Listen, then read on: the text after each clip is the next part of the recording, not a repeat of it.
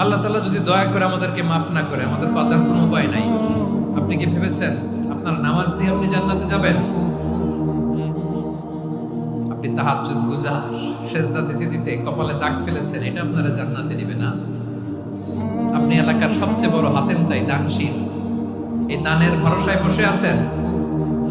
কশিন কালো না, আমাদের নামাজ, আমাদের রোজা, আমাদের ইবাদত, এগুলোকে মিজানের পাল্লায় উঠালে কোনো ওজনই হবে না। তবে আমাদের একটা কৌশল জানা আছে, আমরা আল্লাহর রহমতের ভিখারি।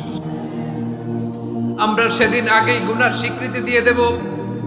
আমরা বলবো, আল্লাহ তুমি প্রশ্ন করার আগে তোমার একটা কথা বলি, আমারে কিছু জিজ্ঞেস করো না, আমি সব করেছি।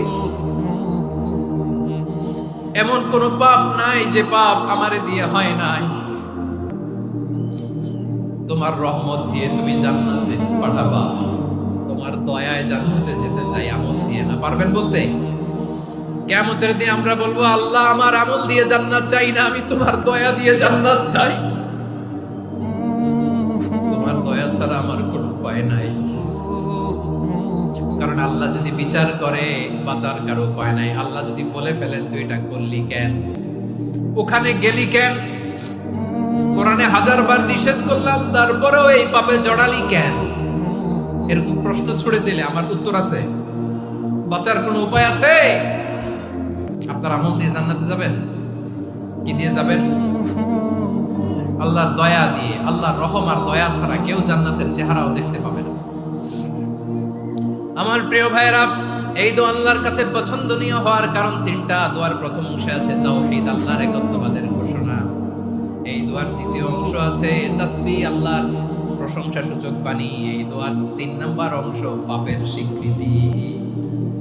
তাহলে আমরা সবাই গুনাহগার, আমরা আল্লাহর কাছে পাপের স্বীকৃতি দিয়ে বলবো, ও আল্লাহ ইন্নী কুনতু মিনাজ জালিমিন, আমরা জুলুম করেছি, পাপ করেছি, অন্যায় করেছি, আল্লাহ বুঝতে পারি নাই, শয়তানের ওয়াসওয়াসায় পড়ে, বন্ধুর পাল্লায় পড়ে, নফসের খায়েশ মেটাতে যে আল্লাহ করে ফেলেছি।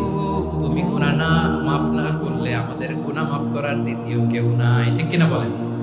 এভাবে অনুতপ্ত হয়ে যদি আল্লাহর কাছে দোয়া করেন, দেয়ালে পিঠ থেকে গেছে, কোনো রাস্তা নাই বের হওয়ার, ওই মুহূর্তেও আপনাকে বিপদ থেকে উদ্ধার করবে কে?